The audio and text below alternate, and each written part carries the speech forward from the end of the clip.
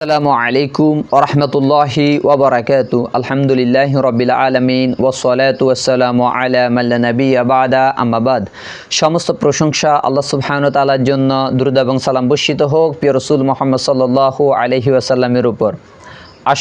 আশুরা হচ্ছে যে মুহররম মাসের 10 তারিখকে বলে, আর এর রয়েছে অনেক ফজিলত এবং গুরুত্ব ইসলামে। রাসূল সাল্লাল্লাহু আলাইহি সাল্লাম বলেন, শাহরুল্লাহিল মুহররম, আল্লাহর মাস মুহররম, আল্লাহ তাআলার সাথে সম্পৃক্ত করেছে মাসটিকে। এবং আল্লাহ সুবহানাহু ওয়া তাআলার নিকট 12টি মাসের মধ্যে 4টি মাস সম্মানী, যেটি সূরা তাওবার 36 নম্বর আয়াতে এসেছে, তার মধ্যে মুহররম একটি।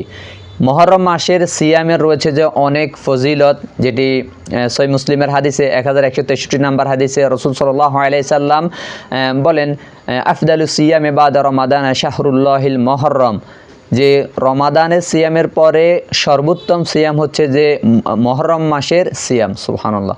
এবং বলছে যে সহিহ মুসলিমের 1162 নম্বর হাদিসে এসেছে, সিয়াম ইয়ামে আশুরা ইহতাসিবু আলাল্লাহি আন ইউকাফিরা সানাতাল্লাহি ক্বাবলাহু, যে কেউ যদি আশুরার একটি সিয়াম পালন করে, রাসূল সাল্লাল্লাহু আলাইহি সাল্লাম বলছে, আমি আশাবাদী যে তার আল্লাহ সুবহানাহু ওয়া তাআলা তার 1 বছরের গুনার কাফফারা করে দেবে। সুবহানাল্লাহ। অর্থাৎ তার 1 বছরের গুনাহ, সাগীরা গুনাহগুলো ক্ষমা হয়ে যাবে। আর এখানে একটি সিয়ামের কথা বলছেন, যদিও যে সহিহ মুসলিমের হাদিসে 1134 নম্বর হাদিসে এসেছে যে সাহাবীরা প্রশ্ন করেছে, ইয়া রাসূলুল্লাহ, ইহুদিরা তো এই দিন একটা সিয়াম পালন করে।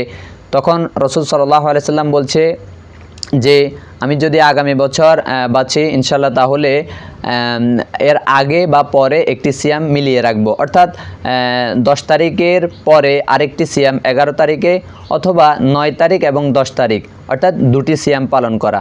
আল্লাহ সুবহানাহু ওয়া তাআলা সবাইকে সিয়াম দুটি পালন করার তৌফিক দান করুক। ওয়া সাল্লাল্লাহু নবিনা মুহাম্মদ ওয়া আলা আলিহি ওয়া সাহবিহি আজমাইন। ওয়া আসসালামু আলাইকুম ওয়া রাহমাতুল্লাহি ওয়া বারাকাতুহু।